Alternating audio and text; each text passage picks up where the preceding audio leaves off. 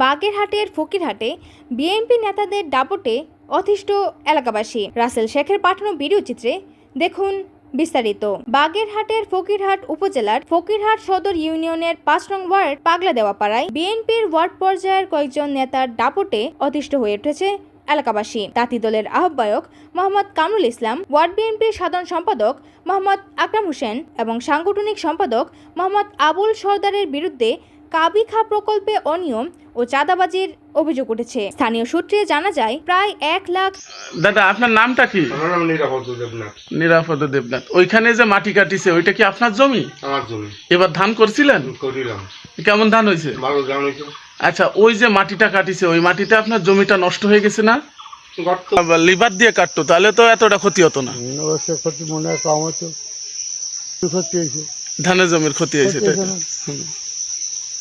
এই যে মাটিটা কাটিছে, এই মাটিটা কেটে আপনাদের উপকার হয়েছে না ক্ষতি হয়েছে? ক্ষতি হয়েছে ভাই, ক্ষতি হয়েছে। এই যে যদি লিভার দিয়ে কাজ করাতো তাহলে কি আপনাদের এতটা ক্ষতি হতো? এত ক্ষতি হতো না।